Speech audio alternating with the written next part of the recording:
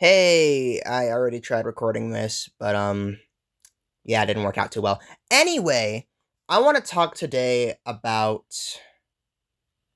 Sonic animations.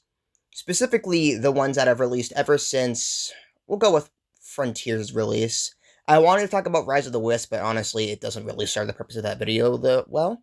And also, if you can't stop from the stuttering, this is 100% unscripted. I just know what I want to talk about and why I want to talk about it. So let's get this over with. Let's go.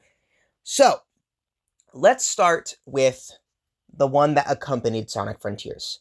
What I want to talk about each of these, but especially this one, is how these animations have elevated not just the characterization of these characters, but specifically how they fight.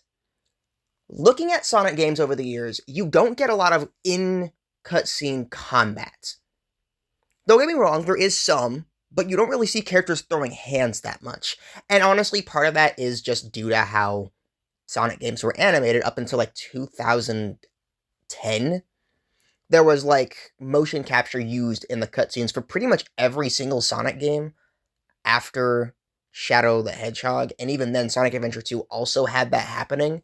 So having these anthropomorphic little guys running the ones in that way just wouldn't be possible because, for the love of God, could you imagine trying to have a human do this super advanced technical fight scene as a hedgehog? It just wouldn't be possible, especially when you factor in the character's powers. So, cutscenes of that time, like the only one I can really think of would be like Shadow kicking Silver in the back of the head, which is just peak cinema even to this day. But you look at Shadow the Hedgehog, I guess I'm the opening cutscene, in like a couple of instances, Shadow doesn't really fight like that. He just kind of knocks people around, which is still very cool. Look at him go. But like on a real level, that's not really fighting. It's just bullying. Sonic Heroes, they don't fight in cutscenes, I don't think at all. Which, again, with how the animation was back then, that would be very difficult to do. And also, you want to save the fights for the boss fights, right? But Sonic games have never really been known for their cutscene fights. They're known for the spectacle, for the speed of their cutscenes. The Unleashed cutscene, I think, is the closest we ever get to Sonic outright fighting. But even then, if you really look at it, he's kind of just running into things and it's working. I mean, with the exception of a few enemies, like this guy that he, like, runs around the body of, and these robots that he, like, punches, but even then, not really. He spin dashes and he punches, but there's not really much fighting aside from that, and even then, when he goes to fight Eggman in his mech, he gets caught instantly, which I still think he did on purpose. But, let's get back to why we're here. Knuckles' Divergence. Looking at how Knuckles fights in this is peak. Because I'm gonna be honest, I believe this fight does a lot of work in reviving Knuckles from the slag heap they made him in the 2010s. Shout out to my boy Ian Flynn. Why do I say that? Well, when you look at Knuckles' fight, if you could call it that, it's just so boring. Like, in Sonic Boom, the fights in Sonic Boom are low-key the only part I feel like is very poorly animated, except for when Shadow's on screen, because Shadow carries that show sometimes. But Knuckles specifically just kind of punches. It's not really any weight behind it because of how the character moves. He just, boom, bam. That's really it. And I think that's a great disservice to the character because it honestly just doesn't feel like how he'd fight. Now, granted, Boom Knuckles and Game Knuckles are very different characters, and if I really wanted to talk about it, Movie Sonic has actually thrown hands with both Movie Knuckles and Movie Shadows, so that kind of makes my argument kind of moot. But regardless, this animation showed that Game Knuckles has still got it. Is it the same? This ain't your old Knuckles from the Resistance. He isn't just throwing one punch and then that's all you see him do the entire rest of the game. No, my brother is out here just putting in the work. Like, looking at this fight scene, it's just they just handle it so well. Firstly, above anything else, he is moving a lot.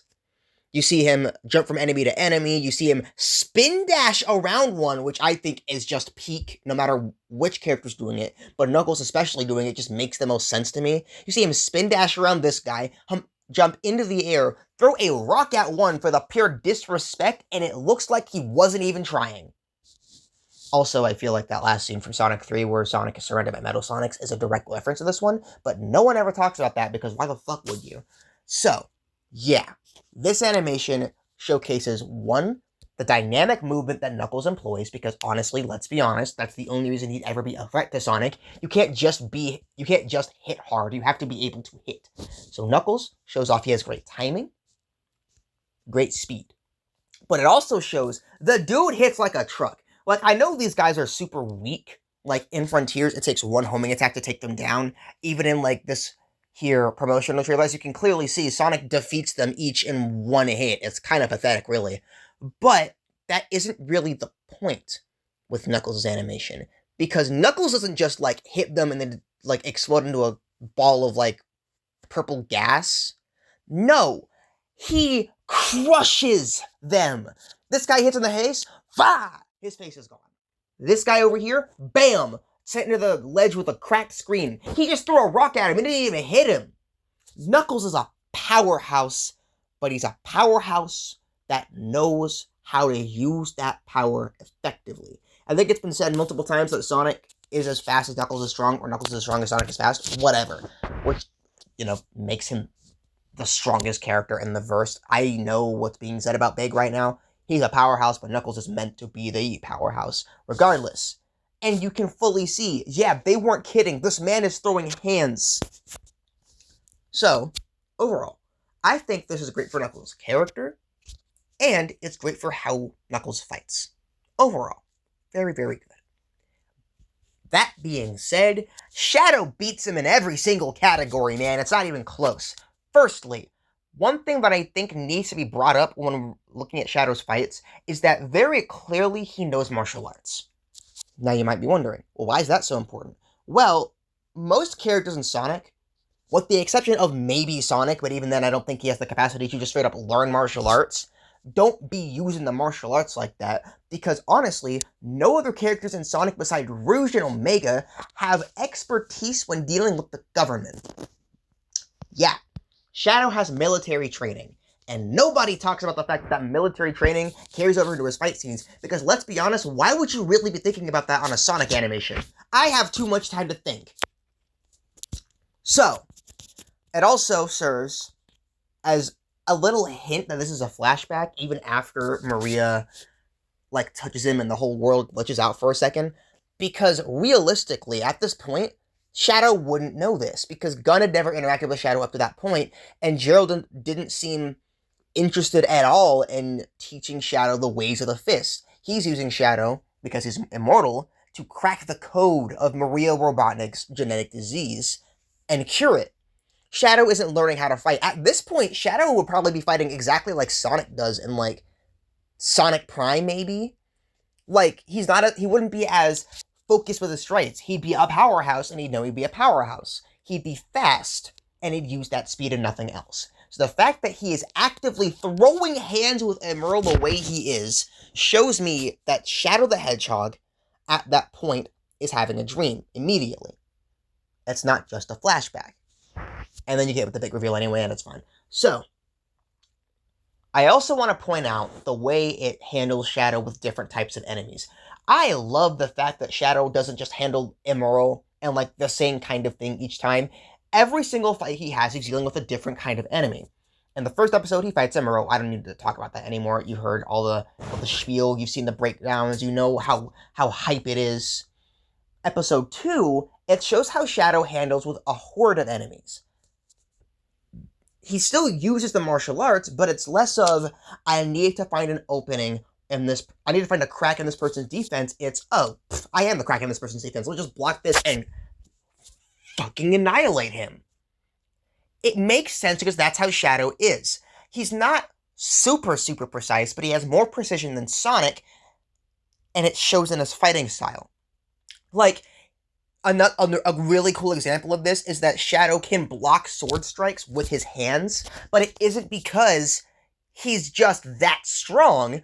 It's because he's just that fast. He's hitting the flat of the blade and not risking cutting his hands because he has the timing down. And he has the speed to use that timing. So he can just push the blade out of the way, push the blade out of the way. Wah! Push the blade out of the way. Block it with his forearm, which is protected. Wah! Like, it makes sense that he'd be able to do this, and it shows that he's still precise even when dealing with multiple enemies at once. And with the big guys, Shadow just figures out the weakness and just goes for it. When he fights enemies that are bigger than him, he doesn't focus on martial arts because the thing is big enough to crush you. You don't need to focus on that anymore. So what does he do instead? Bet, you're bigger than me. Let me get some speed going and rock you with the big egg, whatever this thing is called. I didn't play Shadow the Hedgehog. I actually do not know. What he does, he lets Rouge distract it, he lets Omega destabilize it, and he goes in and smacks it on the top of the head, which utterly crushes it. When it comes to the gun pilot thingy, he doesn't really take as long to analyze. He just, I guess, sort of makes sure the missiles don't hit him or his friends by dodging around for a bit, uses chaos control, and once he has victory assured, cuts through the thing. Also, on a little side tangent, I don't care how old you are, I don't care how young you are, how big or small you are, I don't care how much training you have. If you see anything doing what Shadow does here, he catches a missile, points it, the missile goes off course to the flares, he grabs the missile mid-air and smacks you with it. If you see anything doing that, I guarantee you will be scarred for life. Because what do you mean you want me to catch this thing? No! I'm not doing that! Anyway, sorry about the little side tangent there. Just something I've always noticed. But it shows how Shadow handles each enemy with a bit more precision than Sonic would. But even then, it doesn't really discredit Sonic either. On a side note, the fact that Sonic has not thrown any real hands since, I think, Black Knight, makes me a little upset. Like, aside from, like, the opening punches and, like, almost every single animation that has been to promote the games, like Sonic Colors, Sonic Dream Team, Sonic Frontiers, I think Sonic Forces had something like that, too. Sonic is always going for the Superman punch, but regardless, that's not the point. When it comes down to it, we see Shadow's military training bleed through. That, awesome. Now, Rouge, I'm going to be honest, Rouge is the reason I made this video. I saw her fight in episode 2 of Dark Beginnings again pretty recently, I think like yesterday at the time of recording this, and I just had to sit down and talk about it. Because it shows that Rouge, while not being as powerful as Sonic, Shadow, and Knuckles, is still perfectly capable on her own. And how is that? She knows what works. When you see her take down this egg pound while talking to Shadow, keep bearing in mind, she does this totally casually. You see her spin around the enemy, I think dislocate his head or something so it spins around like a spinning top, which I believe disables the robot entirely. There's no way the circuitry can handle that. And then just kicks out of frame. Now, never mind how utterly wild that kick is. You don't see Rouge, destroy the enemy like the others do. She finesses her way around, finds the opening, and attacks. But the metal doesn't crumble under her foot or anything. No. What gives her the ability to smash through metal is a little something Sonic fans will not shut the fuck up about: momentum. Rouge uses momentum as a method to destroy. When you see her destroy this first egg pawn and actually interact with Shadow for the first time in this 3-episode series, she does it by landing on it from a high altitude. High enough that she can see the entire battle and notice Shadow, and then land and talk to him with, honestly, kind of insane precision considering how fast she's moving. And then when you see her destroy this, I think this is the ball and chain she destroys, because Omega shoots out the thing's leg. When she disables its ability to fight back as effectively, she isn't just, going at it linearly. She builds speed and builds height, and then torpedoes down. Finesse, momentum. She understands how the world around her works, she knows what she's good at, and she uses it to her advantage, which shockingly, is what Knuckles and Shadow have been doing. So Sega's out here personalizing fight styles again. Thank you, Sega. Thank you, fight choreographers. Thank you, Ian Flynn. Oh, and Omega. Omega just sprays. That's all there is to it. And you know what? He doesn't need to do anything else. Why? Because he's Omega. He don't need to actually think about what he's shooting or how he's shooting it. Nah. Now, why I'm making this video? Because when it comes down to it, Sonic as a series is one that honestly always gives everyone shonen vibes. Rightfully so, by the way. Like, some of the stuff that happens and the way the characters speak is insane. But more importantly, I like the care and attention that is finally going into how the characters battle each other. Like, Sonic really don't be fighting in cutscenes like that. Like, even in his little scene in Shadow Generations, he isn't outright, like, throwing the dukes with Shadow. He's spin dashing into him. It's more of a race than it is a fight, and that's always been something that's consistent about Sonic. If a character can boast their speed to be at least similar to his, then he will be out here racing, not boxing.